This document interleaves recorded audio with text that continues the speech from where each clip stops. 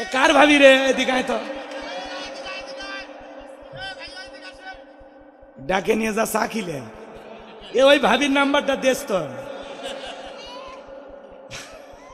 কি দুষ্ট বলাবান, কয় ভাবি ডাকে চা খিলে।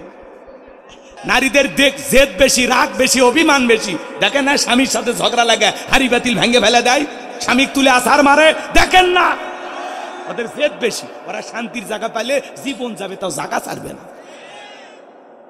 কথা কয় না? উনি পাশের দেশে পালিয়ে গেছে, আবার বলে আমি আসবো, চট করে ঢুকবো। মাঝে মাঝে কল রেকর্ড ফাঁস হয়। আমাদের সারা ভালো নাই তো, আমরা জানি তো, আমরা যে আরামে রাখছিলাম। কথা কয় না গো? আরে গণভবনের লেগে বসে কি সুন্দর মাছ ধরতো, এই ছবিগুলো আর চোখে পড়ে না। কেউ আর ফজরের নামাজের পরে কোরআন খোঁজে না। আছে আছে, উনি আসে, আবার আসতেছে। আমরা বলি আপনি আসেন তো, আপনি তাড়াতাড়ি আসেন। এই দেশ আপনার বাবার, এই দেশ আপনার স্বামী, আপনি আসেন। এই দেশে অশান্তি করে ভারতে গেছেন, ভারতে এখন অশান্তি লাগে আছে। হ্যাঁ, পৃথিবীর কোনো দেশ জায়গা দিচ্ছে না, জায়গা হবেও না। কথা কন, আপনি আসেন। কি কি বলেন, খেলা না এই বয়স আর কি? রাগ করতেছেন আপনারা? বুবু আসতেছে, আমরা আসতে বলি, আপনি বুবু আসেন। এদেশের 18 কোটি মানুষের 36 কোটি চোখ তাকায় আছে। বুবু আইবা, তুমি আইবা গো, সেই দিন আইসা বুবু ক্ষমতা পাইবা না। এ যুবক বলবো, ভয় নাই তো? কি বগুড়ার মানুষ ভয় আছে? চলবে। বুবু আইবা, তুমি আইবা গো, সেই দিন আইসা বুবু ক্ষমতা পাইবা না। খোঁজ নাই বুবু কাদের কাকার, অবস্থা খারাপ দরবেশ বাবার, হাও নাঙ্কেল এখন সামনে আসে না। খোঁজ নাই বুবু কাদের কাকার, অবস্থা খারাপ দরবেশ বাবার, হাও নাঙ্কেল এখন সামনে আসে না। নেতা কর্মী সব জেলের ভিতর, আমি আসি ডরের ওপর, কখন জানি আসে গ্রেপ্তারি পরোয়ানা। বুবু আইবা, তুমি আইবা গো, সেই দিন আইসা বুবু ক্ষমতা পাইবা না। ক্ষমতার চেয়ার থেকে নামা সহজ, কিন্তু এই চেয়ারে ওঠা কঠিন। কথা কয় না? কথা রাগ করেছেন মনে হয় আপনারা? সামনের দিকে যাই ভাই। এই জন্য মনে রাখবেন, মুসলমানের রক্ত নিয়ে যারা খেলা করবে এরা কোনোদিন বিজয় লাভ করবে না। আজ হোক কাল হোক তাদেরকে পরাজয় বরণ করাই লাগবে। কথা বলেন ঠিক না আমার ভাইয়েরা? এই জন্য সামনের দিকে যাই। যে কথা বলতে চাচ্ছিলাম, আমার নবী ডেকে বলে বেলাল, কালেমা পড়েছো, আপাতত প্রকাশ করা যাবে না। হজরতে বেলাল ডেকে বলে নবী গো, আমার জীবনের কোনো দাম নাই। আমার মনি বোমাইকে বলেছিলাম উর্দুম্বা ছাগল পেশাব পায়খানা করে দেয়, ওই ঘরে থাকতে আমার বড় কষ্ট হয়। এই যে দুই একজন এই গজল শুনে উঠলো কে? এরা কি আওয়ামী লীগ করে নাকি? ওই 12টা পার হয়েছে, এত অস্থির কি আপনারা? দুই একজন ওঠে, কিন্তু যারা রাগ করে উঠবে বুঝবেন ওই ভেজাল আছে। 16 বছরের মায় এখনো কাটেনি। কথা কন, কি হয়েছে? আপনি এত অস্থির কে? 1-1.5 ঘন্টা পরে এই মাহফিল আর পাবেন? হ্যাঁ, দোকান পাওয়া যাবে, ঘর আছে, বাড়ি আছে, সব পাবেন, এটা আর পাবেন না। তো মাঝে মাঝে বাস্তবতা বলা লাগবে, একেবারে ঝিমানি ওয়াজ চলবে না। কথা কয় না গো?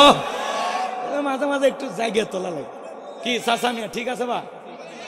চাচা কয় চলবি বা, আর কি লাগে আমার? লিল্লাহে তাকবীর। আমার ভাইয়েরা, হজরত বেলাল ডেকে বলে নবী গো, আমার মনি ওমাইকে বলেছিলাম উর্দুম্বা ছাগল পেশাব পায়খানা করে দেয়, ওই ঘরে থাকতে আমার বড় কষ্ট হয়। ওমাই ডেকে বলে বেলাল রে, উর্দুম্বা ছাগলের দাম আমার কাছে আছে, কিন্তু তোর মতো কালো হাফসি বেলালের দাম আমার কাছে নাই। জোরে কন্যা উজুবিল্লাহ। নবী গো, আপনি শুধু আমাকে দোয়া করে দেন, মৃত্যু পর্যন্ত যেন কালেমার পথে ডেকে থাকতে পারি। এই কথা বলে হজরত বেলাল চলে আসলেন। পরের দিন সকালবেলা সূর্য উদয় হয়ে গেছে, অনেকটা বেলা হয়ে গেছে। বেলাল দরজা খোলে না। অন্য অন্য চাকর যারা আছে নালিশ নিয়ে চলে গেছে ওমায়ের কাছে, যা বলে নেতা এখন পর্যন্ত বেলাল দরজা খোলে নাই, তাই নাকি? বলে হ্যাঁ ঠিক আছে চলো যাই। দরজায় ডাক দেয়, হে বেলাল দরজা খোল। হযরতে বেলাল দরজা খোলে না, জোরে করে ধাক্কা মারছে যখন দরজা খুলে গেছে তখন এইবার ওমায়ে তাকায়া দেখে যেই রাত্রিতে হযরতে বেলাল কালেমা পড়ে মুসলমান হয়েছে ওই রাত্রিতে একটা উর্দুম্বা ছাগলের কাছে কোনো পেশাব পায়খানা নাই। জোরে কোন মারহাবা। এইবার উমায় ডেকে বলে, এ চাকরের দল, বেলালের বিরুদ্ধে মিথ্যা অভিযোগ দাও। তোমরা যখন ঘুমাচ্ছিলে বেলাল তখন ময়লা আবর্জনা পরিষ্কার করেছে, তাকায় দেখো না একটা উর্দুম্বা ছাগলের কাছে কোনো পেশাব পায়খানা নাই। যাও নিজেদের কাজ করো। ওদেরকে তাড়িয়ে দেওয়ার পরে এক পা দুব্বা করে বেলালের কাছে চলে গেলেন। হযরতে বেলাল দেয়ালে পিঠটা লাগাইয়া জিব্বা নাড়ায় জিকিরি করে কার? এবার হযরত বেলালকে পাইয়া হালকা করে ধাক্কা মারছে, যখন জবান দিয়ে কালেমার আওয়াজ বের হয়েছে তখন এইবার ওমায় ডেকে বলে, বেলাল তোর জবান দিয়ে কি শুনলাম? হযরতে বেলাল ডেকে বলে, মুসলমান হয় যারা মিথ্যা কথা বলবে না তারা, ওকুলু কওলান সাদীদা। মুসলমান হবে যারা সত্যবাদী। কথা বলেন, মুসলমান হবে কি? সত্যবাদী। মুসলমান কখনো মিথ্যা কথা বলতে পারে না, মুসলমান হবে সত্যবাদী। আর আমরা কি করি? মিথ্যা বলতে বলতে চেহারা বেঁকা হয়ে গেছে, এক পা কবরে চলে গেছে। ভরা পেটেও মিথ্যা, খালি পেটেও মিথ্যা, ঘুমানোর আগেও মিথ্যা, ঘুম থেকে উঠেও মিথ্যা। এত মিথ্যা কথা বলে শয়তান পর্যন্ত বলে আমি এত খারাপ না। কথা কোন ঠিক কিনা? মুসলমান কখনো মিথ্যাবাদী হতে পারে, মুসলমান হবে সত্যবাদী। হযরত বেলাল ডেকে বলে, গতকাল রাত্রিতে নবীজির হাতে হাত রেখে আমি কালেমা পড়ে মুসলমান হয়েছি, তাই নাকি? বলে হ্যাঁ ঠিক আছে বেলাল শোন, এখনো সময় আছে, তোরে উর্দুম্বা ছাগলের মালিক বানায় দেব, থাকার জন্য ভালো ঘরের ব্যবস্থা করে দেব। বেলাল রে এখনো সময় আছে, আব্দুল্লাহর বেটা মুহাম্মদ সাল্লাল্লাহু আলাইহি সাল্লামের ধর্ম ত্যাগ করে আবারও বাপদাদা ধর্মে ফিরে আয়। হযরতে বেলাল ডেকে বলে, ওমাইয়া দুনিয়ার পার্থিব সম্পদের বিনিময়ে বেলাল তার ঈমান বিক্রি করবে না। এই কথা শোনার পরে ওমাইয়া ডেকে বলে, বেলাল রে আমার কথা না শুনলে বড় নেতা আবু জেলকে খবর দেব। হযরতে বেলাল দিকে বলে, কোন বড় নেতা ছোট নেতা এখন কাউকে গোনার টাইম নাই। আমি দুনিয়ার কোন আবু জেলকে ভয় করি না, আমি ভয় করি আমার আল্লাহকে। এইবার উমায় দৌড়ে চলে গেল আবু জেলের বাড়িতে, যা বলে, নেতার সংবাদ খুব খারাপ। কি হয়েছে? বলে আমার বাড়ি কি তো দাঁড়িয়ে বেলাল কালেমা পড়ে মুসলমান হয়েছে, তাই নাকি? বলে হ্যাঁ ঠিক আছে যাও আমি আসতেছি। আবু জেলের একটা বিশেষ বাহিনী ছিল যাদের কাজই হলো মুসলমানদের উপর নির্যাতন জুলুম চালানো। আজও তাম পৃথিবীর দিকে তাকায় দেখবেন জালেমদের বিশেষ একটা বাহিনী থাকে যাদের কাজই হলো টুপিওয়ালা দাড়িওয়ালা ইমানদার আল্লাহওয়ালা আলেমদের উপর নির্যাতন জুলুম চালানো। একটা বিশেষ বাহিনী থাকে, টার্গেট করে করে নিয়ে যায়। কথা কয় না গো? ছিল না এরকম? আয়না ঘর, হ্যাঁ আয়না ঘর আছে। এইরকম যে একটা ঘর আছে পৃথিবীতে আমরা জানতাম না, এরা আমাদের নাম শোনাইল। কথা বলেন ঠিক না? যারা আয়না ঘর বানিয়েছে একদিন বলা যায় না ওরা সে আয়না ঘরের বাসিন্দা হতে পারে। কথা কন ঠিক কিনা? মাজান দুনিয়ার খেলা দুনিয়াতে একদিন শোধ হবে। ওরা যে অত্যাচার জুলুম করেছে ওই রকম কিছু না কিছু হলেও তো হবে। দুনিয়া একেবারে শাহী বাদশার মতো তো হবে না, কিছু তো বিপদ ওদের জীবনেও আসে। কথা কয় না গো? ওই যে সিরিয়ার বাদশা দেখলেন না, পালায় গেছে, 24 বছর জুলুম করেছে বাশার আল আসাদ। ও ওইরকম বিমানে চড়ে পালায় গেছে, 24 বছর জুলুম করেছিল, 2 যুগ। ওর ওখানেও নাকি ওইরকম আয়না ঘর পাওয়া গেছে। জালেমেরা তো এরকমই, মানে যারাই প্রতিবাদ করে, সকালে প্রতিবাদ করছে, রাতে যায় তুলে নিয়ে যায়, হয় করস পায়, না হয় গুম, না হয় খুন, না হয় আয়না ঘর, কোথাও না কোথাও রেখে দেয়। কথা কন ঠিক না? রাগ করতেছেন মনে হয় আপনারা। আমার ভাইয়েরা সামনের দিকে যায়। আমি যে কথা বলতে চাচ্ছিলাম গভীর মনোযোগ দিয়ে কথাগুলো শোনা যায়। আবু জেল তার বিশেষ বাহিনী নিয়া ওমায়ের বাড়িতে হাজির হয়ে গেল। নাইকে বলে, বেলাল এই দিকে আয়। বেলাল এসব কি শুনছি, তুমি নাকি মুসলমান হয়েছ? হযরতে বেলাল ডেকে বলে, হ্যাঁ যা শুনেছেন সত্য, আমি মুসলমান হয়ে গেছি। এইবার আবু জেল ডেকে বলে, বেলাল তোরে উট দুম্বা ছাগলের মালিক বানায় দেব, থাকার জন্য ভালো ঘর দেব, ব্যবসা বাণিজ্য যদি করতে চাও দিরহাম টাকা পয়সা যা লাগে দেব। বেলাল তুমি চাইতে দেরি, তোমার চাহিদা পূরণ করতে আমরা দেরি করব না।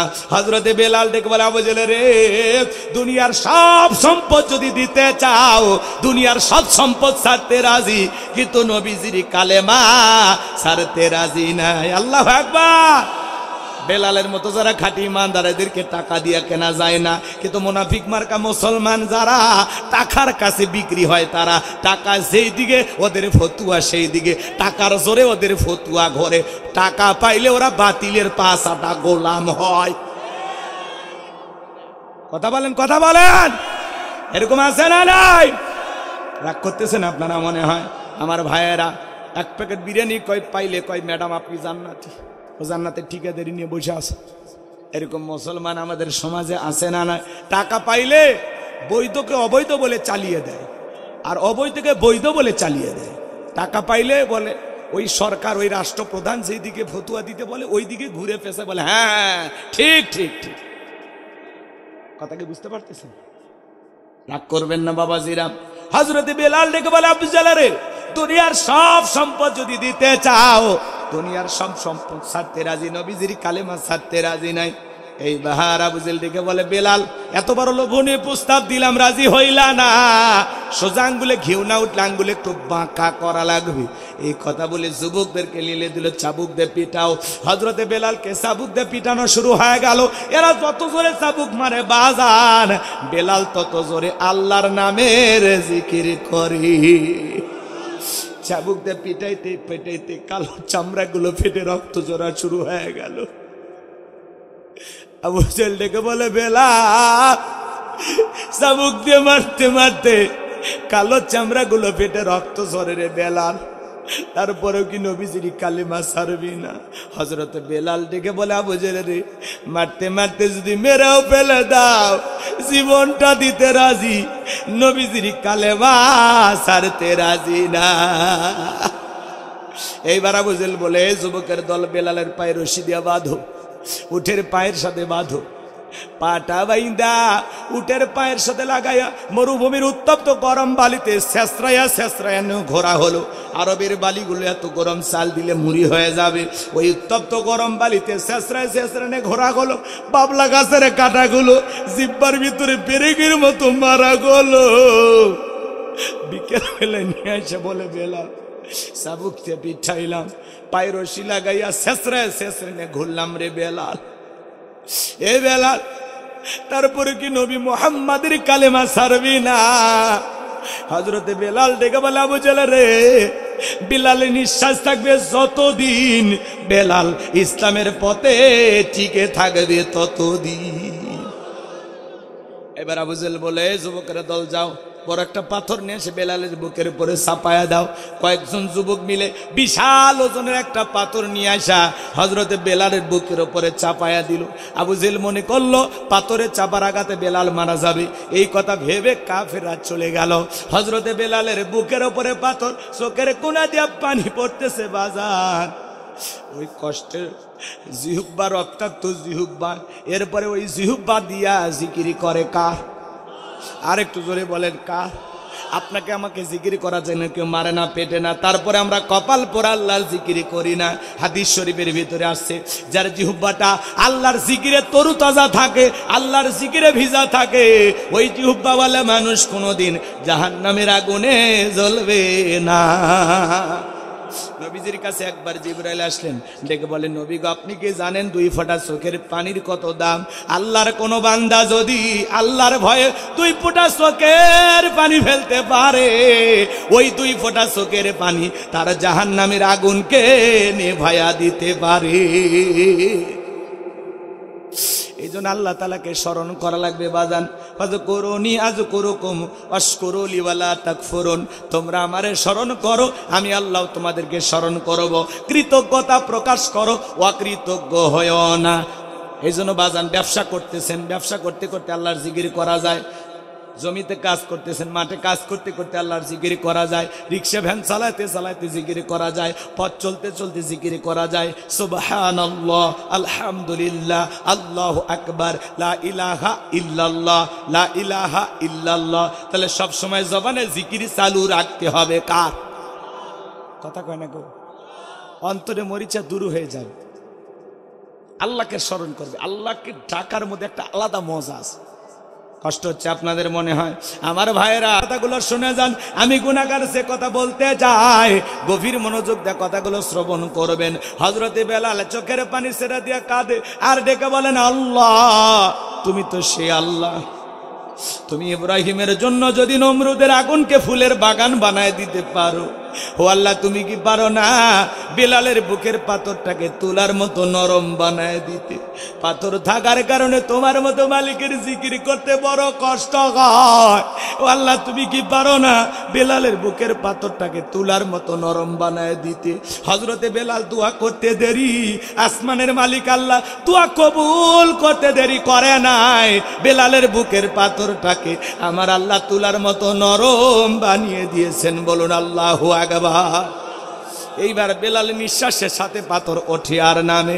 আশিক রাসূল বেলাল, নবীর পাগল বেলাল, নবীকে কত ভালোবাসতেন জানেন? বিশ্ব নবী যখন মক্কা নগরীতে পথ চলতো, ইসলামের প্রথম মুয়াজ্জিন হযরতে বেলাল একবার ডানে যায় আর একবার বামে যায়। আমার নবী ডেকে বলে, বেলাল বুঝি না একবার ডানে আর একবার বামে, কারণটা কি? হযরতে বেলাল ডেকে বলে, নবী গো আপনি কালেমার দাওয়াত দেন, ইসলামের প্রচার প্রসার করেন, কোরআনের দাওয়াত দেন, ওই কাফেররা হলো আপনার শত্রু, আপনাকে টার্গেট করে যদি ডান থেকে তীর নিক্ষেপ করে, ওই তীরটা যেন সর্বপ্রথম আমি বেলালের বুকের ভিতরে ঢোকে। আবার যদি বাম থেকে নিক্ষেপ করে, ওই তীরটা যেন সর্বপ্রথম আমি বেলালের বুকের ভিতরে ঢোকে। আমি বেলাল মারা গেলে ইসলামের ক্ষতি হবে না, আপনি নবী মারা গেলে ইসলাম আর মাথা উঁচু করে সামনের দিকে দাঁড়াবে না। নিজের জীবনের বিনিময়ে আগলায় রাখতেন বিশ্ব নবীকে বেলাল। বলেন আল্লাহু আকবার। যেদিন নবীজি ইন্তেকাল করেছিল, ছোট্ট বাচ্চার মতো বেলাল ফুপিয়ে কান্না করে। বেলালের চোখের পানি যেন কোনো বাদ মানে, দুই গাল বেয়ে বেয়ে পানি পড়ে যায়। সাহাবায়ে কিরাম ডেকে বলে, বেলাল এইভাবে কান্না করো না। বেলাল বলে, না নবী আমার চলে গেছে এটা আমি মানতে পারি না, আমি বেলাল আর জীবনে কোনোদিন আজান দেব না। আমি আজান দেওয়ার পরে নবীজি ইমামতির মুসল্লায় দাঁড়াবে না, আমি বেলাল আর কোনোদিন আজান দেব না। ছোট্ট বাচ্চার মতো বেলাল ফুপিয়ে ফুপিয়ে কান্না করে। সাহাবীরা সান্ত্বনা দেয়, বেলাল কারো কথা শোনে না, হাউ হাউ করে কাঁদে আর বলে, মদিনাতে থাকলে আমি পাগল হয়ে যাব। মদিনার অলিতে গলিতে রসুলের সাথে আমার হাজারো স্মৃতি। নবীজি সোমবারের দিন ইন্তিকাল করলেন, বুধবারের দিনে তাম পৃথিবীর উম্মতকে কাঁদিয়ে আজও মদিনার সবুজ গম্বুজের নিচে আপনার আমার নবী শায়িত। আমার ভাইয়েরা, হযরতে বেলাল মনের দুঃখ কষ্ট নিয়ে চলে গেলে 6 মাস অতিবাহিত হয়ে যায়, বেলাল মদিনায় আসে না। নবীজি স্বপ্নে বেলালকে ডেকে বলে, বেলাল কত মানুষ দূর দূরান্ত থেকে আইসা আমি নবীর কবরের পাশে দাঁড়ায় সালাম দেয়, বেলাল আয় আয় একবার মদিনায় আয়, আইসা আমি নবীকে একবার সালাম দিয়া যায়। নবীজিকে স্বপ্নে দেখার পরে বেলাল আর দেরি করলেন না, পরের দিন মদিনায় চলে আসলেন। মদিনাতে আসার পরে বেলালকে দেখে সাহাবায়ে কিরাম ডেকে বলে, ও বেলাল দাও না একবার আজান দাও, কতদিন হয়ে গেল তোমার কণ্ঠে আমরা আজান শুনতে পাই না। ছোট ছোট বাচ্চারা পর্যন্ত বলে, মা বেলাল আসছে, একটু বেলালকে দেখে আসি। চতুর্দিক দিয়ে হাজার হাজার মানুষ ভিড় জমাইছে বেলালকে একটা নজর দেখার জন্য। নবীর নাতি হাসান আর হোসাইন দুইটা ভাই যখন বেলালের দুইটা হাত ধরেছে, হযরতে হোসাইন যখন হাতটা ধরে ডেকে বলে, ও নানু ভাই, নানাও চলে গেছে, তুমিও সেরে আমাদেরকে চলে গেছো, ও নানু ভাই দাও না একবার আজান দাও, কতদিন হয়ে গেল তোমার কণ্ঠে আমরা আজান শুনতে পাই না। হযরতে বেলাল সকলের অনুরোধ ফিরাইয়া দিয়েছে, কিন্তু নবীর নাতি হোসাইন যখন হাতটা ধরে নানু ভাই বলে ডাক দেয়, আর ডেকে বলো নানু ভাই দাও না একবার আজান দাও, তোমার কণ্ঠে একটু আজান শুনতে চায়। হযরতে বেলাল তাকায়া দেখে মনে হয় হোসাইনের চেহারার ওপরে বিশ্ব নবীর চেহারা মোবারক ভেসে উঠেছে। মনে হয় মদিনার নবী ডাইকে বলে বেলাল দে না একবার আজান দে, আমি নবীও তোর আজানটা শুনতে চাই। 6 মাস পরে হোসাইনের অনুরোধে বেলাল আবার আয়েশা মদিনায় আজান দিলেন। বলুন আল্লাহু আকবার। আরো ঘটনা আছে সামনের দিকে, আমি যাব না বাজান। আমি যে কথা বলতে চাচ্ছিলাম, বেলালের নিঃশ্বাসের সাথে পাথর ওঠে আর নামে। সুবহানাল্লাহ বলেন। বেলাল নির্যাতন জুলুমের কথা বিশ্বনবীর কান পর্যন্ত যখন পৌঁছে গেল, আমার নবী ডেকে বলা ওয়াক্কর বেলালের কষ্টের কথা আমার আর সহ্য হয় না, যাও যাও তুমি আমার বেলালের জন্য একটা কিছু করো। হযরত আবু বকর সিদ্দিক রাদিয়াল্লাহু তাআলা আনহু কয়েক গুণ দাম বেশি দিয়া গোলামীর জীবন থেকে হযরত বেলালকে আজাদ করলেন, মুক্ত করলেন। বলুন আল্লাহু আকবার। ইসলামের 1 নম্বর খলিফা আবু বকর। কেমন দামি মানুষ! 13টা দোকান ছিল সেই সময়, 13টা দোকান ইসলামের জন্য সব বিক্রি করে দিয়েছে, সব। সুবহানাল্লাহ। কি ত্যাগী ছিলেন তারা, কতটা কুরবানি করেছিলেন তারা। আর আমরা 13টা দোকান 26টা বানাবো। কি কন? মসজিদ মাদ্রাসা দিনের জন্য টাকা চাইলে 2 ফোঁটা চোখের পানি দিতে রাজি, ফাও 2টা গল্প শুনাইতে রাজি, টাকা দিতে রাজি। আপনারা ভালো মানুষ, এরকম অনেকেই আছে, তাদের কথা বলা হচ্ছে। 13টা দোকান সেই সময় ছিল, সব বিক্রি করে দিয়েছে। কার জন্য? ইসলামের জন্য। এই জন্যই তো তারা সোনার মানুষ, এই জন্য তো দুনিয়ার থাকতে জান্নাতের সার্টিফিকেট পাইছে। সুবহানাল্লাহ। এমনি এমনি পাওয়া যাবে জান্নাত? মামুর বাড়ির ডাল গেলে এক ডাবু খাইতে দেবে না? কাজ করা লাগবে। চলেন জান্নাতে যাওয়ার রাস্তা আমি দেখে দেবো ইনশাআল্লাহ। কষ্ট হয়? বিরক্ত হচ্ছেন আমার কথা? সম্মানিত ভাইয়েরা আমার, এই যখন ইসলামের অবস্থা, একদিকে সন্তান হারানোর ব্যথা, আপন মানুষদের সমালোচনা। আবু লাহাব কিন্তু আবু জেহেলের চেয়েও খারাপ। কথা কেন?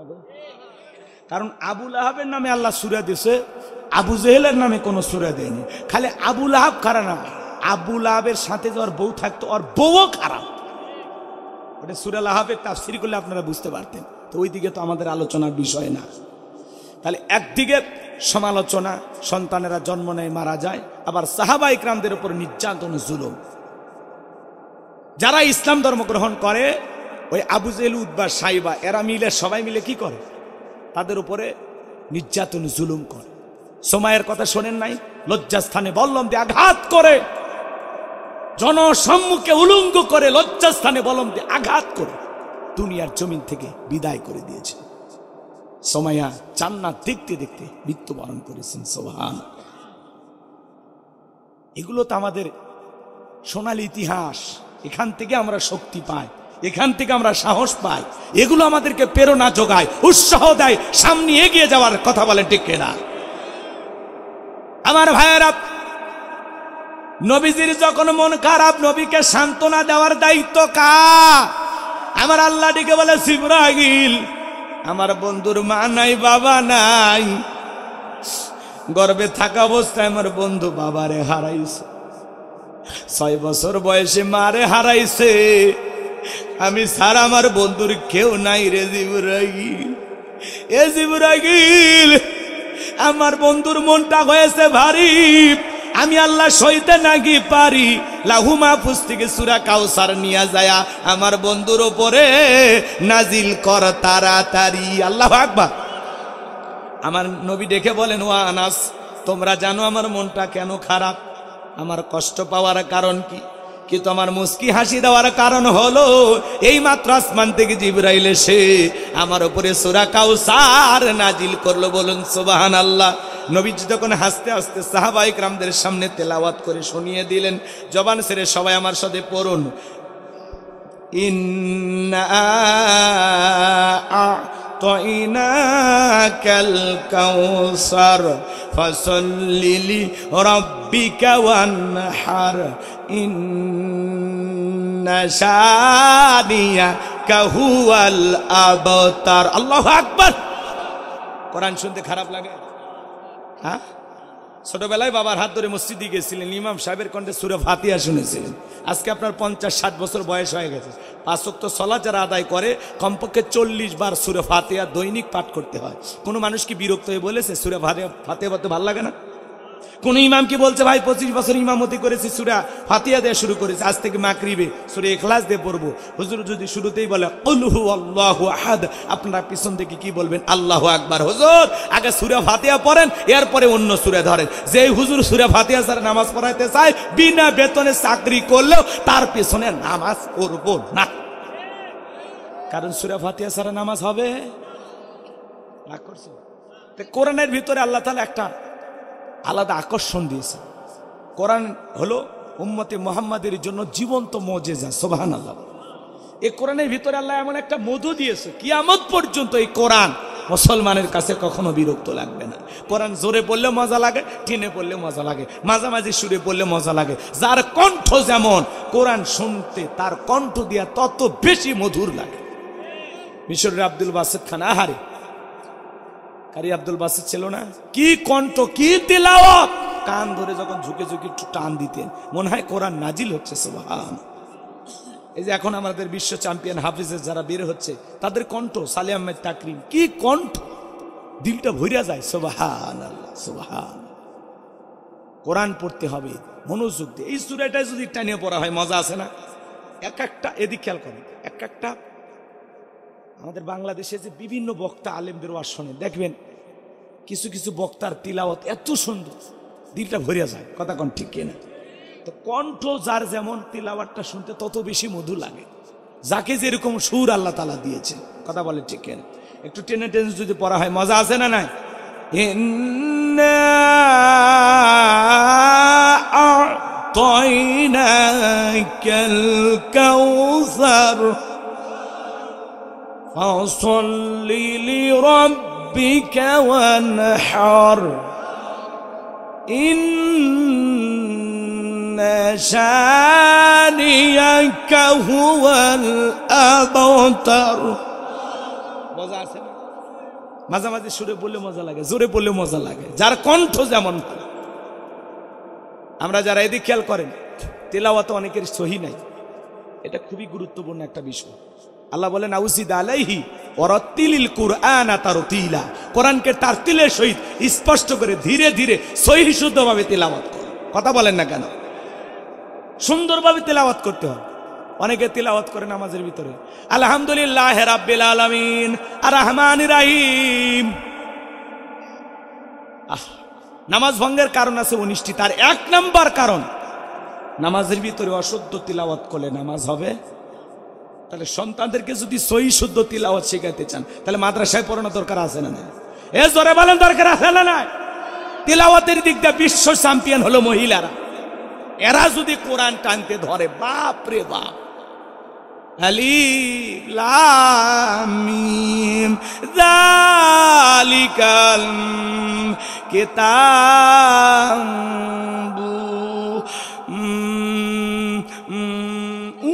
আছে, এটা যে কয় আলিফ টান কিছু বুঝি না।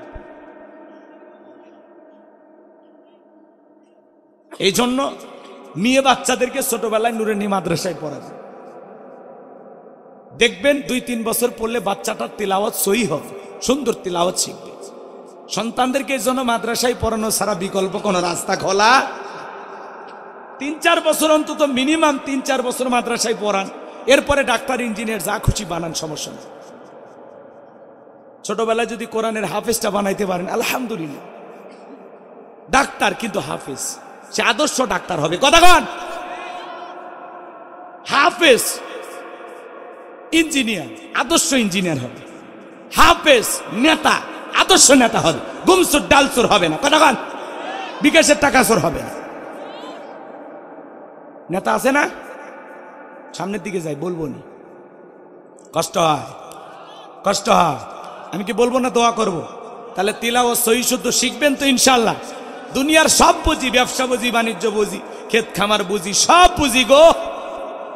বউটারে কেমনে চালান লাগে, সন্তানটারে কিভাবে টেকনিক করে চলা লাগে, কিভাবে সিটারি বাটপারি 2 নম্বরই ফাঁকিবাজি ধার দেনা কেমনে কিভাবে কি করা লাগে, দুনিয়ার সব বুঝি, খালি বুঝি না আল কোরআন। ওটা কি আসলে বুঝি না, না ওটা শয়তান? আপনি দুনিয়ার এত কিছু বোঝেন, মুরব্বী মানুষ কিচ্ছু বোঝে না, তাও টাচ মোবাইল চালায়,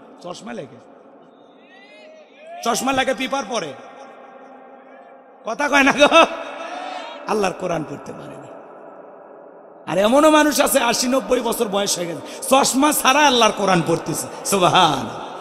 এরকমও শোনার মানুষ আছে পৃথিবীতে, কথা কন ঠিক কিনা? তাহলে কোরআন সহিষ্ণুভাবে পড়বেন তো ইনশাআল্লাহ, আর এদিক সেদিক যাব না। যুবক, কাল কিয়ামত পর্যন্ত কোরআনের আকর্ষণ কমবে না। আর একটা গান 2 দিন 4 দিন শুনে মানুষকে ওই ক্যাসেট বন্ধ করতো, বন্ধ কর। ওই বন্ধু 3 দিন তোর বাড়ির যা দেখা পেলাম না, মানুষকে 3 দিন যা দেখা হয় না, ওর বাড়িতে গেলে গাড়ি ভাড়া দিতে দিতে জীবন শেষ। ওই গান মার্কেট থেকে আউট, কথা কোন ঠিক কিনা? একটা গান 2 বার 3 বার 4 বার 5 বার 50 বার মানুষ শুনে কয় বিরক্ত হয়ে যায়, কয় বন্ধ কর। কিন্তু কোরআনের ভিতরে আল্লাহ এমন আকর্ষণ দিয়েছে, আজ পর্যন্ত কোনো মানুষ বিরক্ত প্রকাশ করেনি, সুবহানাল্লাহ। এই মধু, এই আকর্ষণ দিয়েছেন তিনি কে? আর একটু জোরে কন কে? তাহলে কোরআনের সাথে সম্পর্ক রাখবো তো ইনশাল্লাহ। তাহলে যুবক, গান বাজনা ছেড়ে দাও, কোরআনের দিকে আসো, মনে থাকবে তো ইনশাল্লাহ। তোদের পায়ে হাত দিয়ে অনুরোধ করি, পরিবর্তন হয়ে যাও। তোমাদের জন্য সামনে কিছু কথা বলবো, সামনে। এই তো চলো এবার আয়াতের তাফসিরে চলে যায়। কষ্ট হয়, কষ্ট হয়। 1 নম্বর আয়াত আল্লাহ রাব্বুল আলামিন বলেন, ইন্না আ'তাইনাকাল কাউসার। আল্লাহু আকবার। আবার আল্লাহ রাব্বুল আলামিন বলেন, অবশ্যই আমি আল্লাহ পাক আপনাকে হাউজে কাউসার দান করেছি। ইন্না আ'তাইনাকাল কাউসার, নিশ্চয় আমি আল্লাহ পাক আপনাকে হাউজে কাউসার দান করেছি। এই হাউজে কাউসারের পানি আল্লাহ পাক পৃথিবীর অন্য কোনো পয়গাম্বরকে দেন নাই।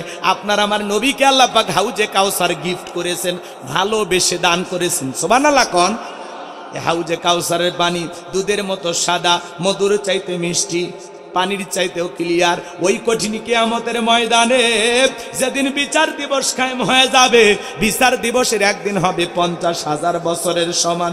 যেদিন সূর্য সোহাত মাথার উপরে চলে আসবে, যেদিন জমিন হবে তামার জমিন, বেঈমানদের জুহুব্বাটা কুকুরের মতো ঝুলে আসবে নাভি পর্যন্ত।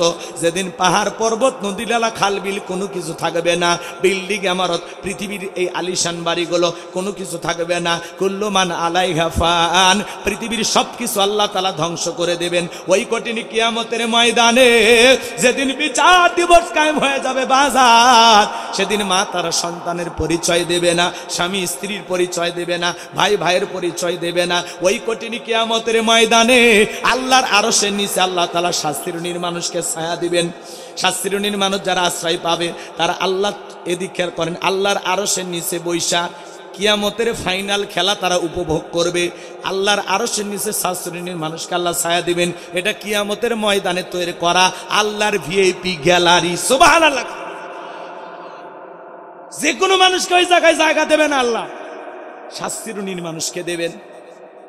কিয়ামতের ময়দানে, হাসরের ময়দানে মানুষ খালি পানি পানি বলে চিৎকার মারবেন। আমার আপনার নবী হাউজে কাউসারের পেয়ালা নিয়ে দাঁড়িয়ে থাকবেন, মানুষ দলে দলে নবীজির কাছে যাবেন হাউজে কাউসারের পানি পান করার জন্য। আমার ভাইয়েরা, কিছু মানুষের সামনে আল্লাহ তাআলা পর্দার আবরণ তৈরি করে দেবেন। আমার আল্লাহ যখন পর্দার আবরণ আমার আল্লাহ যখন তৈরি করে দিবেন, আমার নবী তখন ডেকে বলবেন, আল্লাহ সংখ্যায় আমি আমার অনেক উম্মতকে দেখতে পাইলাম, কেন জানি সংখ্যাটা কমে গেল, বুঝতে পারলাম না। আমার নবী তখন, আমার আল্লাহ তখন ডেকে বলবেন, বন্ধু পাইকারি দরে আপনি তো সবাইকে হাউজে কাউসারের পানি পান করাইতে পারবেন না। দুনিয়ার জীবনে 2টা অপরাধ করেছিল যারা, হাউজে কাউসারের পানি আজকে পাবে না তারা। কয়টা অপরাধ? জোরে বলেন কয়টা? জানার দরকার নাই। ওই 2টা অপরাধ আপনার আমার ভিতরেও থাকতে পারে, কথা কোন ঠিক না? পরিবর্তন হয়ে যাব, শুনে পরিবর্তন হয়ে যাব ইনশা। তাহলে 2টা অপরাধ কি বলবো? বলবো একটু মনোযোগ দিয়ে শোনেন ভাইয়েরা আমার। নবীজি হাউজে কাউসারের পেয়ালা নিয়ে দাঁড়িয়ে আছেন, চিন্তা করা যায় হযরত আবু বকর পিয়ালাগুলো ভরা দিবেন, মাঝখানে দাঁড়িয়ে থাকবেন হযরত ওমর আবু বকরের হাত থেকে নিয়ে নবীজির হাতে দিবেন। আর নবীজি হাউজে কাউসারের পিয়ালা তার আদরের উম্মতদেরকে খুঁজে খুঁজে হাউজে কাউসারের পানি পান করাবেন। বলুন সুবহানাল্লাহ। নবীজির হাতে এক পেয়ালা হাউজে কাউসারের পানি পান করলে জান্নাতে ঢোকা পর্যন্ত তার আর তৃষ্ণা লাগবে না। নবীজির হাতে কঠিন কিয়ামতের ময়দানে হাউজে কাউসারের পানি কারা কারা পান করতে চান? দুই হাত তুলে আল্লাহকে দেখান, দেখান, দেখান। আল্লাহ তাআলা দেখতেছেন আসমান থেকে, দেখে না? আমার আল্লাহ দেখে কি না? দেখে না? কেউ যেটা দেখে না দেখে কে? কেউ যেটা শোনে না শোনে কে? কেউ যেটা দেয় না দেয় কে? তাহলে চাইতে হবে কার কাছে? আল্লাহ পাক আমাদের সবাইকে কঠিন কিয়ামতের ময়দানে নবীজির হাতে হাউজে কাউসারের পানি পান করা তৌফিক দান করুন। জোরে বলুন আমিন। আর একটু জোরে বলুন আমিন। আরো একবার বলুন আমিন। হাত নামান। হাউজে কাউসারের পানি চাইলেন আর পাইলেন অতি সহজ। আমি আপনাদের এলাকায় আসলাম, একটা ছেলের হাতে কিছু চকলেট দিলাম, দিয়ে বললাম ভাতিজা একটা বদনা পানি আনো, আমি একটু মুসাফির উজু বানাবো। ওই ছেলেটা চকলেট পাইয়া বদনা নিয়ে মারছে দৌড়, মাঝখানে আসার খায় পুড়ে গেছে। মানুষ বেশি খুশি হলে তাল ঠিক থাকে না, কথা কয় না গো করেন। ওই পড়ে যা হাঁটু চুলে গেছে, রক্ত বের হয়েছে, ব্যথাও পাইছে, কিন্তু চকলেট থাকার কারণে উঠে দাঁড়াইয়া বদনা ভরিয়া পানি নিয়ে আমার সামনে আছে। আমি তখন বললাম বাবা এই পানি টান দিকে তোমার কষ্ট হয়েছে, মাঝপথে আসার খাইছো, ব্যথা পাইছো, রক্ত বের হয়েছে, হাঁটু চুলছে মনে হয়। তখন ওই চকলেটের খুশির কারণে বলতেছে এরকম কত আমি পড়ে যাই আমার কিছুই হয় না। এই খুশিটা কিসের কারণে? চকলেটের কথা কোন ঠিক কিনা? কঠিন কিয়ামতের ময়দানে নবীজির হাতে এক পেয়ালা হাউজে কাউসারের পানি যদি আপনার আমার তকদিরে ভাগ্যে কিসমতে নসিবে আল্লাহ রাখেন, আর যদি জুটে যায় পান করার যদি ভাগ্য হয়, আর আল্লাহর আরশের নিচে 7 শ্রেণীর মধ্যে যে কোনো এক শ্রেণীতে, যে কোনো এক ক্যাটাগরিতে আল্লাহ যদি অংশগ্রহণ করার সুযোগ করে দেয়, তাহলে আল্লাহর আরশের নিচে ছায়া আর নবীজির হাতে হাউজে কাউসারের পানি, কিয়ামতের কঠিন দিন আপনার কাছে কঠিন মনে হবে না, আল্লাহ সহজ করে দেবেন। একটু জোরে কর না সুবহানাল্লাহ। আর নবীজির হাতে হাউজে কাউসারের পানি পান করলে জান্নাতে ঢোকা পর্যন্ত আর তৃষ্ণাই লাগবে না। সুবহানাল্লাহ। তাহলে সে হাউজে কাউসারের পানি চাইলেন আর পাইলেন, কষ্ট করা লাগবে না? ঠান্ডা পানিতে উজু বানায় নামাজ পড়া লাগবে, কথা কোন ঠিক কিনা? কি সেই কাজগুলো আমি কি বলবো? হঠাৎ করে কেউ একটু নামাজ ধরছে, পুরাতন মুসল্লি যারা নিয়মিত নামাজ পড়ে, এই নতুন মুসল্লি থেকে ওরা টিটকেরি মার, ঠাট্টা বিদ্রুপ। সূর্যাস কোন দিকে উঠছে বারে? উত্তর পাড়ার বাদশা নুরু, এরা দেখি মসজিদ, কথা কেন? দেখি তো তোর নামাজ, 2 দিন পরে আবার হারিয়ে যাবি না তো? আচ্ছা মুরব্বী, এই কথাগুলো বলা কি ঠিক? এগুলো বলা কি ঠিক না? যারা পুরাতন মুসল্লি আছেন শুনে যান, আপনি তো দাওয়াত দিয়ে 5 জনকে মসজিদে আনতে পারেন না। তাহলে একটা লোক হঠাৎ করে নামাজ ধরতেছে, পরিবর্তন হইতে চায়, আল্লাহ হেদায়েত দান করছে, আপনি পারলে তার জন্য দোয়া করেন যে ভাই তুমি মসজিদে আসছো দেখে দিলটা ভরে গেছে, বিশ্বাস করো আমি খুব খুশি হয়েছি। এই কথা বলে বুকে টানেন, আদর করেন, মোহাব্বত করেন, আর বলেন আল্লাহর কাছে যে ভাই আমি আল্লাহর কাছে তোমার জন্য দোয়া করি, মৃত্যু পর্যন্ত মসজিদে এসে জামাতের সহিত 5 ওয়াক্ত নামাজ আল্লাহ যেন তোমাকে পড়ার তৌফিক দান করেন। জোরে বলেন আমিন। আপনি দোয়া করবেন, তা না করে কি কয় দেখি 2 দিন পর নামাজ ছেড়ে দিবি না তো? আমি খেয়াল রাখবো তোর প্রতি। ও মানে মসজিদে সিসি ক্যামেরা, কে আসে কে যায় খবর নেই, কথা কয় না গো। ভালো হয়ে যান মুরব্বী, মুরব্বী। যুবকেরা খুশ, নতুন নতুন বোধ যায় না। এগুলো তো তোমরা মুখস্থ রাখছো। আচ্ছা ঠিক আছে, নতুন কিছু শুনবো আমিও, একটু অপেক্ষা করো। কষ্ট হয় আপনাদের? কষ্ট হয়? তাহলে এদিক খেয়াল করেন, নতুন মুসল্লি নামাজে গেছে, এগুলো নিয়ে আমরা সমালোচনা করব, পারলে দোয়া করব। তার সে নামাজ পড়ছে, নামাজ থেকে বের হয়ে আসলে কল্যাণপুর বাজারে বসে চা খাবে, কথা কয় না গো? ঠিক আছে, কাউকে নিয়ে সমালোচনা করবো না। যুবক বয়সে একটু দাঁড়িয়ে রাখছে, ওইটা নিয়েও সমালোচনা। চ্যাংরা বয়সে বুড়ের ভাব ধরলি, কথা কয় না গো? এরকম আছে না ভাই? যুবক বয়সে একটু দাঁড়িয়ে রেখে বউ নিয়ে ঘুরতে গেছে, কয় ভাবি আসসালামু আলাইকুম, সাথে চাচার খবর কি? বউ বাড়িতে এসে রাগ করে, তোমার সাথে বাইরে যাওয়া যায় না, আমার এটাকে ভাবি আর তোমার এটাকে চাচা। যে বউ নবীর সুন্নত দাড়িকে মোহাব্বত করে না, ওই বউ আপনাকে 100% ভালোবাসা দিতে পারে না। কথা বলে ঠিক কেরা? আমরা এই দাড়ি কেন রাখছি? মদিনাওয়ালাকে মোহাব্বত করে রাখছি। টুপি খায়, দাড়ি এমন একটা সুন্নত 24টা ঘন্টায় মুখে লাগে থাকে। দাড়ি হলো পুরুষের সৌন্দর্য।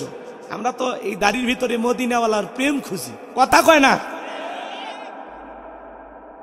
খবরদার দাড়ি নিয়ে কোনো ঠাট্টা বিদ্রুপ করবেন না, মনে থাকবে তো ইনশাল্লাহ। আমি একবার আমার বউ নিয়ে মার্কেটে গেছি, দোকানদার বলতেছে হুজুর আপনার মেয়ে কি নেবে নিতে বলে। আমি মেয়ে না রে, ওটা আমার ঘরের প্রধানমন্ত্রী, বেশি কথা বলিস না, বাড়ির যা ভূমিকম্প হয়ে যাবে। কথা কন ঠিক?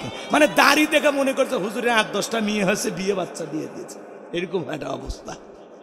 রাগ করতেছেন আপনারা? এটাই আমার বড় ছেলে।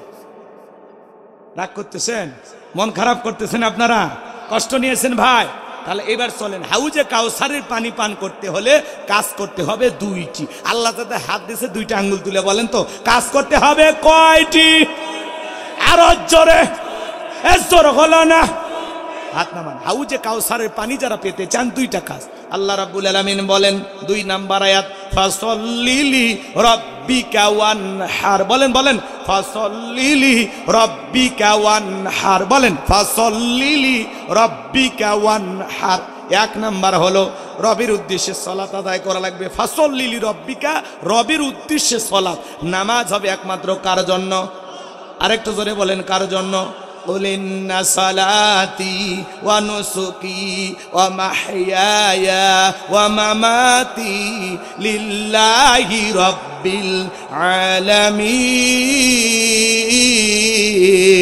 العالمين। সূরা আনআম আয়াত নাম্বার 162। আল্লাহ রাব্বুল আলামিন ডেকে বলেন, নবীজি আপনি বলুন, আমার নামাজ, আমার কুরবানি, আমার জীবন, আমার মরণ লিল্লাহি রাব্বিল আলামিন, আসমান জমিনের প্রতিপালকের জন্য। তাহলে মুমিন জীবনের সব ইবাদত হবে আল্লাহ তাআলাকে রাজি খুশি করার জন্য। কথা বলেন ঠিক না? আমার জীবন, আমার মরণ, আমার বন্দেগী, আমার জীবন, আমার মরণ, আমার বন্দেগী কবুল করো ইয়া ইলাহি, আমার জিন্দেগি, আমার জীবন, আমার মরণ, আমার বন্দেগী। মারহাবা বলেন। তাহলে ফাসল্লিলি রব্বিকা, রবের উদ্দেশ্যে সালাত, নামাজ হবে একমাত্র আল্লাহ তাআলাকে রাজি খুশি করার জন্য। কদ আফলাহাল মুমিনুন আল্লাযীনা হুম ফি সালাতিহিম খাশিউন। অবশ্যই মুমিনেরা সফল যারা নিজেদের সালাত বিনয়ের সহিত, নম্রতার সহিত, আল্লাহর ভয় নিয়ে আদায় করে। আপনি আমি যখন সালাত আদায় করব, অন্তরে ভয় থাকতে হবে কার? আরেকটু জোরে বলেন না কার? নামাজ যদি নামাজের মতো হয়, আল্লাহ বলেন ফালইয়াবুদু রাব্বা হাযাল বাইত আল্লাযী আত'আমাহুম মিন জু' ওয়া আমানাহুম মিন খাউফ। আল্লাহু আকবার। আর আস্তে কর। আচ্ছা, আল্লাহু আকবার করতে কি কষ্ট হচ্ছে? দোয়া করলে ভালো হয় নাকি? ওয়াজ কিন্তু অনেক বাকি আছে।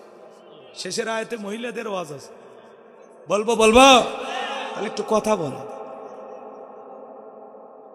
ফালইয়াবুদু রাব্বা হাযাল বাইত আল্লাযী আত'আমাহুম মিন জু' ওয়া আমানাহুম মিন খাউফ। আমার আল্লাহ রাব্বুল আলামিন বলেন, এই ঘরের মালিকের ইবাদত করো। ইবাদত যদি ইবাদতের মতো হয়, বান্দা 5 ওয়াক্ত সালাতে মাথা নত করে আমি আল্লাহকে সিজদা দিতে পারো, নামাজ যদি নামাজের মতো আদায় করতে পারো, আমার যে বান্দা 5 ওয়াক্ত সালাতে মাথা নত করে আমি আল্লাহকে সিজদা দিতে পারবে, আমি আল্লাহ ওই বান্দাকে 2টা জিনিস দেব। 1 নাম্বার হলো ওই বান্দার রিজিকের ব্যবস্থা আমি আল্লাহ করব। নামাজ যদি নামাজের মতো হয়, রিজিক দেবেন কে? আপনাদের এলাকা একটা প্রাণী বের হয় রাত 1টা-2টার দিকে, চিল্লায় কু কইয়া, আর নাম কি? শিয়াল পণ্ডিত। শিয়ালের নামে কাহালু বাজারে মুরগির হোটেল আছে, ব্যাংকের অ্যাকাউন্টে টাকা আছে, ওরে খাওয়াই কে গো? জোরে কর না। সকালবেলা একটা পাখি খালি পেটে নিচ থেকে বের হয়ে যায়, সন্ধ্যাবেলায় ওই পাখির পেটটা ভরে বাসায় ফেরত আসার ব্যবস্থা করে কে? আল্লাহ যদি পাখিকে খাওয়ায়, শিয়ালকে খাওয়ায়, পৃথিবীর এত মাকলুককে খাওয়ায়, আমাদেরকে কি আল্লাহ না খাওয়ায় রাখবে? হ্যাঁ, না খাওয়ায় রাখবে? আল্লাহ কি বলেন? কুনতুম খায়রা উম্মাতিন উখরিজাত লিন-নাস, তোমাদেরকে উত্তম জাতি বানাইছি। ওয়ালাকাদ কাররামনা বানি আদম, মর্যাদার দিক দিয়া আপনাকে আমাকে সেরা করেছেন কে? সৃষ্টির সেরা আমরা আশরাফুল মাখলুকাত, আল্লাহকে আমাদেরকে না খাওয়ায় রাখবে না। রিজেক দেওয়ার একমাত্র মালিক আমার আল্লাহ রাব্বুল আলামিন বলেন, ওয়া মা মিন দাব্বাতিন ফিল আরদি ইল্লা আলাল্লাহি রিজকুহা।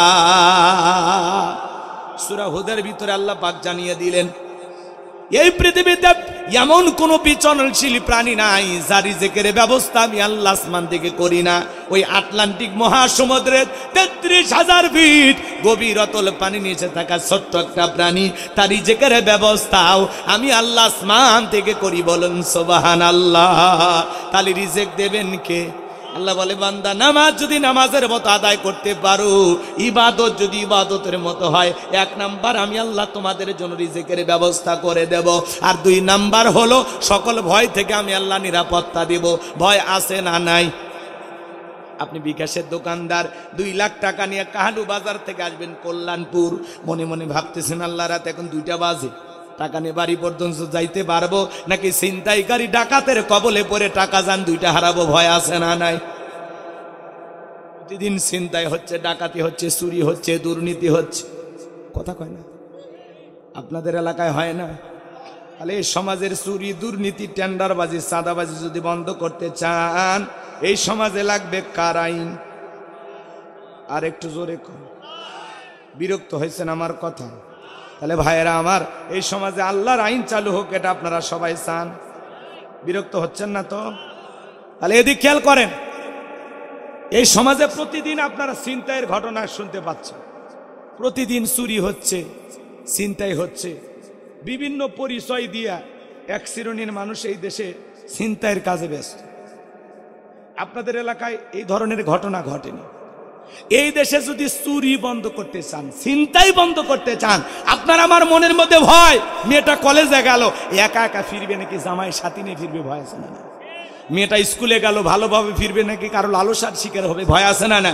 তাহলে চুরির ভয়, দুর্নীতির ভয়, জান হারানোর ভয়, মাল হারানোর ভয়, মেয়ে সন্তান ছেলে সন্তান হারানোর ভয়, এই যে ভয় ভীতি নিয়ে আমরা সমাজে বসবাস করতেছি, আল্লাহ তাআলা বলতেছেন এই জমিনে যদি আল্লাহর আইন চালু হয়, কোনো চুরি থাকবে না, দুর্নীতি থাকবে না, কোনো ভয় থাকবে না। তাহলে জমিন যার, আইন চালাইতেও হবে তার। কথা কোন ঠিক কিনা? আলা লাহুল খলক ওয়াল আম, সৃষ্টি যার, আইন চলবে সে আল্লাহ। কথা কোন ঠিক কিনা? এই সমাজে চুরি দুর্নীতি লন্ডন আমেরিকার আইন দিয়ে বন্ধ হবে না। চুরি দুর্নীতি টেন্ডারবাজি চাঁদাবাজি খুন ধর্ষণ এগুলো যদি বন্ধ করতে চান, এই সমাজ থেকে এগুলো যদি দূরে রাখতে চান, তাহলে আল্লাহর আইন দিয়ে চোরের বিচার করবেন। আল্লাহ রাব্বুল আলামিন বলেন, ওয়াস-সারিকু ওয়াস-সারিকাতু ফাকতুউ আইদিয়াহুমা জাযাআম বিমা কাসাবা নাকালাম মিনাল্লাহ। আল্লাহ সূরা মায়দার ভিতরে আইন দিয়েছেন, চোর পুরুষ হোক আর নারী হোক, আল্লাহর বিধান, আল্লাহর ফয়সালা। চোর চুরি করেছে, অপরাধ যদি প্রমাণিত হয়, আল্লাহর বিধান, আল্লাহর ফয়সালা হলো চোরের ডান হাতের কবজিটা কেটে দাও। বাংলাদেশের একটা চোরকে ধরে যদি আমরা বাইতুল মোকাররমের সামনে নিয়ে আসা মিডিয়ার মাধ্যমে ফালাও করে প্রচার করে একটা চোরের হাত কেটে যদি বলতাম বাংলার পার্লামেন্টে আইন চালু হয়ে গেল, এখন থেকে যে চুরি করবে আর সে যদি ধরা পড়ে ওই চোরের হাত কেটে দেওয়া হবে, বলেন তো বাজান, এই সমাজে চুরি থাকবে না বন্ধ হবে? একটা চোরের হাত কেটে খালি পরীক্ষা করে দেখেন, বাংলাদেশের সমস্ত চোরেরা রাতারাতি তওবা করে আল্লাহর ওলি হয়ে যাবে। ও বলবে ভিক্ষা করে খাবো, না খায় মরে যাব, তারপরেও কোনোদিন চুরি করব না। কিন্তু কে শোনে কার কথা? আজও গেল না মনের ব্যথা। এখন উচিত কথা যদি কই পিঠের উপর দিয়া যাবি মই, যত দোষ নন্দ ঘোষ, সত্যটা বললে দোষ, করলে অন্যায়ের প্রতিবাদ, নামটা হবে তোমার জঙ্গিবাদ, নামটা হবে তোমার মৌলবাদ। যে নেতা আইন পাস করবে ওই নেতা তো চোখ দিয়ে তাকালে বলে উরি বাবা সরিষাই তো ভূত, আর তো নিজের হাতাকে কাটা যাবে, কথা কয় না গো। কারণ যে পরিমাণে দুর্নীতি করেছে 11 লক্ষ কোটি টাকা, আবার কেউ বলতেছেন 18 লক্ষ কোটি টাকা দুর্নীতি করে বিদেশে পাচার করছে, তাহলে বলেন তো কয়বার ওর হাত কাটা গেল?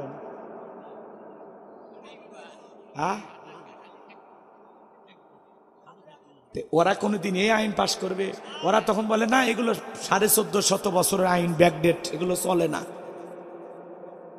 এই আপডেট জামানা, স্মার্ট জামানা, ওই আইন চলে না। আরে বাচ্চা চলে কিনা খালি টেস্ট করে দেখ, একদিন দেখ, একদিন তোর পায়ে হাত দে, আনা তোর পায়ে হাত দে, একটা দিন খালি টেস্ট করে দে। বাংলাদেশের এত বাহিনী লাগে চুরি, দুর্নীতি, ধর্ষণ, চাঁদাবাজি বন্ধ করতে, কথা কন। গলিতে গলিতে আবারও বলে চাঁদাবাজি শুরু হয়েছে। কি দেশটার কি পাইছেন আপনারা? আর কি খাবেন? আছে কি? ওরা রাখছে টাকা রিজার্ভ সিবিএ খায়া শেষ করছে। 93 বিলিয়ন ডলার ঋণের বোঝা চাপাইতে চলে গেছে। আসেন না মিলেমিশে শুরু করি, নতুন ভাবে শুরু করি। ওরা যেমন ছিল আমরাও যদি তেমন হয়, তাহলে ওর মধ্যে আমার মধ্যে পার্থক্য আছে? ওরা লুটে পুটে খাসে, দুর্নীতি করে বিদেশে পাচার করছে, কথা কন। এই জন্য এই সমাজে যদি শান্তি পেতে চান, আল্লাহর আইন চালু করা ছাড়া এই জমিনে শান্তি আসবে না।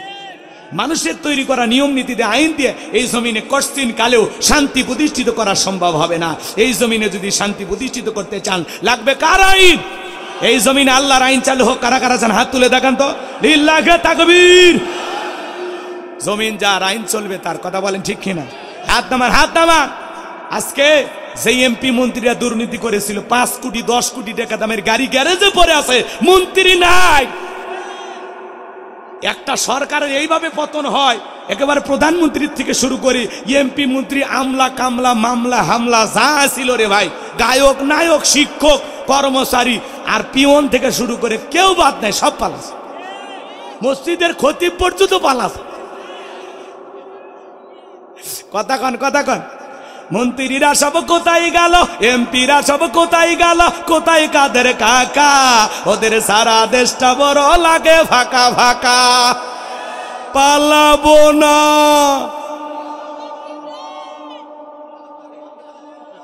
বলবো চলবে চলবে, পালাবো না, পালাবো না, পালাবো না, যাই না তাদের দেখা। ওদের সারা দেশটা বড় লাগে ফাঁকা ফাঁকা। আইন মন্ত্রী আটকে গেল আইনেরই ফাঁকে, দাড়ি সারা দরবেশটারে ভণ্ড ভণ্ড লাগে। শুনেছি ভাই কত নেতা নেত্রী খাইতেছে ভাই ডান্ডা, বিচারপতি কালামানিকের ভাটিয়েছে নাকি আন্ডা। এটা আমার খবর না, মিডিয়ার খবর। এই বিচারপতি শামসুদ্দিন মানিক আল্লামা সাইদি হুজুরকে মৃত্যুদণ্ডের রায় দিয়েছিল। আমরা বলতে চাই, এই সোনার মানুষটাকে যে মৃত্যুদণ্ডের রায় দিয়েছিল, ওই একই ট্রাইব্যুনালে বিচারপতি মানিককেও মৃত্যুদণ্ডের রায় দিতে হবে। এই বিচারপতি শামসুদ্দিন মানিক বিচারকের নামে ছিল বিগত সরকারের 5 আটা গোলাম। টকশোতে এসে আমার বোনকে অপমান করে বলেছিল রাজাকারের বাচ্চা, ছাত্র আন্দোলনের সমস্ত ছেলেদেরকে বলেছিল রাজাকারের বাচ্চা। এই বিচারপতি মানিক 116 জন আলিমের তালিকা করে দুদকের কাছে জমা দিয়েছিল। সিরিয়ালে আমার নাম্বার ছিল 23। রোল আমার কত? আপনারা চিনতেছেন না, ওরা ঠিকই চিন। ওরা আমার 2টা ওয়াজ ভুল ধরছে।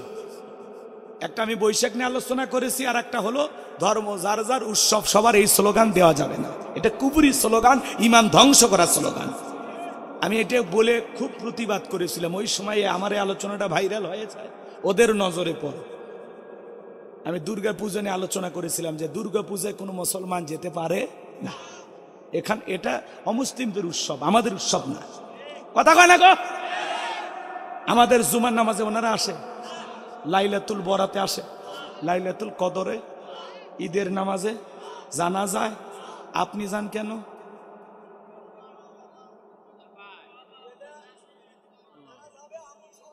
বউ বাচ্চা সহ। আচ্ছা বলেন তো, গাছ যার ফল সবার মানবেন? পুকুর যার মাছ সবার মানবেন? চাকরি যার বেতন সবার মানবেন? ক্ষেত যার ফসল সবার মানবেন? বউ যার হক সবার মানবেন? এগুলো বেলায় তো আপনারা ভালোই শিয়ানা। গাছ যার ফল তার, পুকুর যার মাছ তার, চাকরি যার বেতন তার, কথা কয় না? বউ যার হক তার, ধর্ম যার উৎসব তার। হিন্দুদের উৎসব হিন্দুদের কাছে, বৌদ্ধদের উৎসব বৌদ্ধদের কাছে, খ্রিস্টানদের উৎসব খ্রিস্টানদের কাছে, মুসলমানের উৎসব মুসলমানের কাছে। ধর্ম যার উৎসবটাও তার। আমাদের উৎসব সবার জন্য উন্মুক্ত হতে পারে, কিন্তু অমুসলিমদের উৎসব আমাদের জন্য উন্মুক্ত কখনো হতে পারে না। কারণ ওখানে যাওয়া আমাদের জন্য জায়েজ নয়, হারাম। কারণ ওখানে আল্লাহর সাথে প্রকাশ্যে শিরিক করা হয়। মুসলমান কি করবে? নিরাপত্তা দেবে, যাতে যারা সুন্দরভাবে নিরাপত্তা সহকারে পূজা করতে পারে, তারা তাদের ধর্মীয় কাজ চালাতে পারে। এই ব্যাপারে মুসলমান নিরাপত্তা দেবে। কথা কন না কে ভাই? হ্যাঁ, তাদেরকে একটা সুন্দর পরিবেশ দেবে।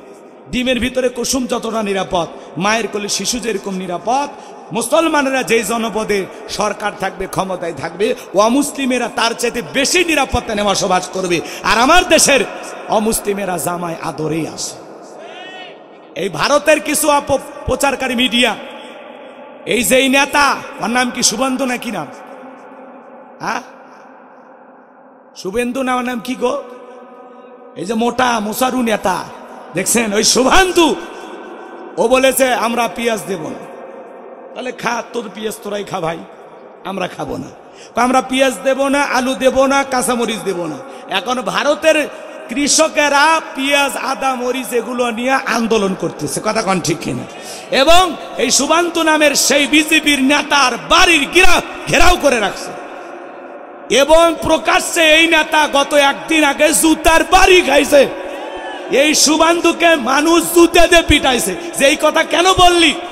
বাংলাদেশের ভিসা বন্ধ করে দিল, আবার বাংলাদেশের সাথে আমাদের বাণিজ্যিক যে চুক্তি সেটা তুই, তোর কারণে আপাতত বন্ধ, আমদানি রপ্তানি বন্ধ তোর কারণে।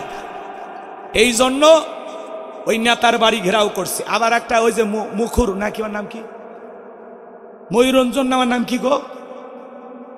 ময়ূখ রঞ্জন। আহা, কি সুন্দর নাম। শেষে কাফির উচ্চারণ হবে নাকি কন? ময়ূখ রঞ্জন। এই বেচারা যে রিপাবলিক বাংলায় যে পোষাইছে, বাংলাদেশকে না কয় চট্টগ্রাম আমার, ফেনী আমার, নোয়াখালী আমার। ওর মনে হয় বাপ দাদার পৈতৃক সম্পত্তি। কথা বলেন ঠিক কিনা? একটা ঘরোয়া পরিবেশে মন্দির নিজের ঘরে বানায়, ওটিগুলো মোমবাতির আগুন জ্বলতেছে, বলতে এই যে দেখেন মন্দিরগুলো কিভাবে জ্বালানো হচ্ছে। এত বড় বাজে এরা, কথা কন ঠিক কিনা? মলম বিক্রেতা। জি, আমরা বাংলাদেশের মানুষ ওর নাম দিছি কি মলম বিক্রেতা। এই সাংবাদিকের বাড়িও ঘেরাও করে রাখছে। ও ভয়ে বাড়ি থেকে বের হচ্ছে। এই অন্য সরকারের পতন হয়ে গেছে। এই যে কিছুক্ষণ পরে এমন ভাবে সেই সাবেক প্রধানমন্ত্রী আবারও বাংলাদেশে যাবে, আপনারা দেখেন। এই তো বিমানে চড়ছে, আবার যাচ্ছে। কি নাটকটা করে এরা! ভারত আমাদেরকে তামাশা মনে করে, ওরা আমাদেরকে নিয়ে গেম খেলতে গিয়ে এখন ওরা এমন সিপিআই পড়ছে, একেবারে সব শেষ। এই জন্য ছোট দেশ দেখে অবহেলা করতে নাই। তোমাদের আয়তন বড় হতে পারে, কিন্তু মনে রাখবা বাংলাদেশের মুসলমানের সাথে আছে আমাদের আল্লাহ। আমাদেরকে যারা পরাজিত করতে চাইবে বিশ্বের দরবারে তারাই পরাজিত হবে। কথা বলে ঠিক এরা? ভারত ভুলে যাবেন না, এদেশের মুসলমানেরা তাহাজ্জুদে চোখের পানি ফেলে আল্লাহর কাছে কাঁদে। সেই দেশের দিকে যদি তাকাও তোমাদের চোখ উপড়ে ফেলা হবে। বাংলাদেশকে ভাঙতে আসলে একদিন তোমরা টুকরো টুকরো হয়ে যাবা, পৃথিবীর মানচিত্র থেকে ভারত একদিন মুছে যাবে। কথা বলে ঠিক এরা? বাংলাদেশের দিকে নজর দেয়। যিনি আপনাদের প্রধানমন্ত্রী ছিল উনি আপনাদের কর্মচারী ছিল, আমরা বুঝতে পারছি। কথা কর, উনি দেশের প্রধানমন্ত্রী ছিল না, ছিল ভারতের একজন কর্মচারী। ভারত যেই দিকে বলছে ডান ডান, বাম বাম, আসো আসো, ওঠো ওঠো, বসো বসো, এইভাবে চলছে রে ভাই। কি ঠিক ঠিক মানে এত আসতে গেল দুইজনে ঠিক? তাহলে বলেন বিচার হওয়া দরকার আছে না নাই? তাহলে যারা বাংলাদেশের বিরুদ্ধে কথা বলে এখন তারা জুতার বাড়ি খায়, ওদের বাড়ি ঘেরাও করে রাখছে। কথা বলেন ঠিক কিনা? ওদের আরো লাঞ্ছনা গঞ্চনা অপেক্ষা করতেছে। কথা কন ঠিক কিনা? ওরা সাদাটা না খাইয়া অন্যটা খাইতো, ওদের বোঝেন নাই, বোঝেন না? এই জন্য ওদের মাথার বুদ্ধি আর কি কি নেবে, কোনটা খাওয়া লাগে কোনটা ফেলে দেওয়া লাগে এটাই বুঝিনি। ওরা বলে মানুষ। বুঝতে পারছেন তো নাকি? আল্লাহ ওদের হেদায়েত দান করুক। জোরে কোন আমিন। রাগ করতেছেন? তাহলে বিচারপতি মানিকেরও বিচার হওয়া দরকার আছে না নাই? বিচারপতি মানিকেরও বিচার বাংলাদেশের মাটিতে একদিন হবে ইনশাআল্লাহ। রাগ করতেছেন? পলকের ঝলক গেল, পলকের ঝলক গেল, থামিয়ে নেটের চাকা, ওদের সারা দেশটা বড় লাগে ফাঁকা ফাঁকা। কোথায় গেল সংসদেতে মমতাজের গান, কোথায় গেল হযরত বলা স্বামী মুসমান। 70 রাকাত তাহাজ্জুদ পড়তো, বিরাট বড় আল্লাহর ওলি দাবি করতো, 41 সাল পর্যন্ত টিকে থাকবে এই আশাই ছিল। কিন্তু 24 সালের 5 আগস্টে কি হবে আল্লাহর ওলিরা, রাবিয়া বসরিরা জানতো না। কথা কন, কথা কন। আল্লাহ যখন ধরবে কিসের সাল বেটা, সেকেন্ড গণনা করতে পারবি না। কথা কন। বড় বড় কথা বলতো, মাইক পেলে বলতো খেলা হবে, খেলা হবে। পুরো বাংলাদেশের মাঠ পড়ে আছে, কিন্তু ওই পাক্কা খেলোয়াড় না। এরা তো পাক্কা খেলোয়াড় না, এরা পাক্কা দুর্নীতিবাজ।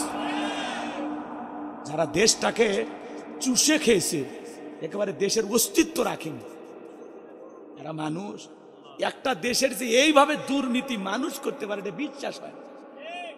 ওরা নিজেদের পকেট ভারী করার জন্য এই দেশে এসেছিল। কথা কন। আজকে আমাদেরকে এইভাবে বিপদে ফেলে ওরা পালিয়ে গেছে। আর যাই হোক, ওদের মায়া যেন আমাদের কলিজায় না থাকে।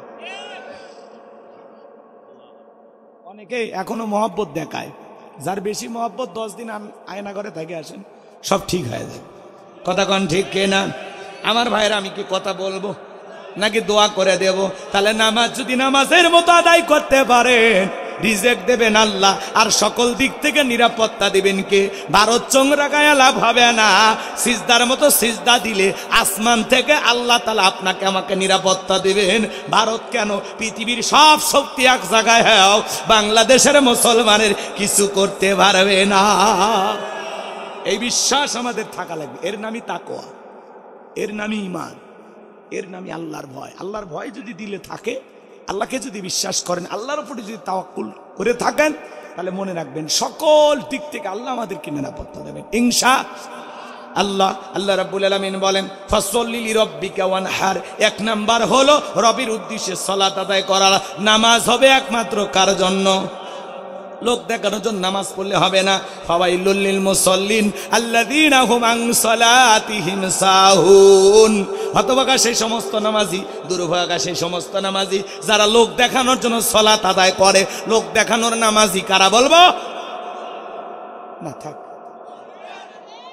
লোক দেখানো নামাজি নাই। হঠাৎ করে এক জায়গায় মানুষ মরে গেছে, ঘোষণা হচ্ছে অমুক মারা গেছে। তখন বলতেছে বউ পাঞ্জাবিটা ধুয়ে দি, মানুষ মারা গেছে, জানাজা যাওয়াল।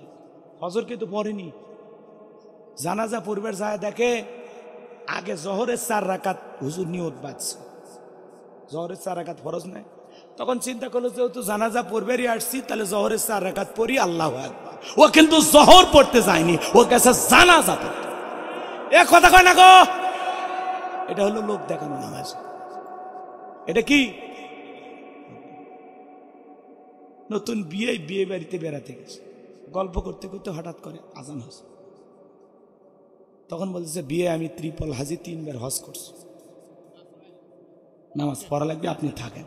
তখন বলতেছে বিয়ে আমরা তো একেবারে অমুসলিম না, আমরা পড়ি মাঝে মাঝে সারি, চলেন আজকে যাই। মানে বিয়ে এর চাপে পড়ে তালে পড়ে নামাজ পড়ছে। ওটা হলো কি? লোক দেখানো। নতুন জামাই শ্বশুর বাড়িতে বেড়াতে গেছে, দেখবেন নতুন জামাই যখন বিয়ে করে শাশুড়ি কিন্তু ধমক দেয়, যাও তো জামাই, যাও তো মসজিদে যাও, সবার সাথে সালাম কালাম দাও, মুরব্বীর সাথে ভালো ব্যবহার করো। নতুন জামাই কিন্তু আসে 2-4 দিন মসজিদে নামাজ পড়ে। এরপরে যখন 2-4 বছর পুরাতন হয়ে যায়, 2-4টা বাচ্চা কাচ্চা হয়ে যায়, ওই জামাই সিগারেট টানতে টানতে গ্রামে ঢোকে। কেরে মফিদুল তোর নামাজ গেল কুটি? এই হলো লোক দেখানো নামাজ। কথা কি বুঝতে পারতেছেন? তো আমার দেশে নামাজি আছে 5 রকমের। 5-এর নামাজি, 7-এর নামাজি, খাটের নামাজি, ঠাটের নামাজি, ভোটের নামাজি। মানে বুঝলেন না? নিয়মিত যারা 5 ওয়াক্ত সালাত আল্লাহর হুকুম সঠিকভাবে পালন করে, খাঁটি মুমিন মুত্তাকি বান্দা যারা, এরা হলো 5-এর নামাজি। মানে নিয়মিত যারা 5 ওয়াক্ত সালাত প্রত্যেক দিন আদায় করে, এরা হলো 5-এর নামাজি। এরা কি? আর 7 দিন পরে পরে যারা জুমার নামাজ পড়তে যায়, এরা হলো 7-এর নামাজ। 7 দিন পরে জুমার নামাজ পড়ে যায়, মসজিদে টাইসে বালু থাকলে হুজুর টাকাটা হালাল করে নেয়। এ কি মসজিদের বালু? খালি খাচ্ছেন আর বলার মতো মোটা হচ্ছে, মসজিদের খবর রাখছেন। আচ্ছা, মসজিদের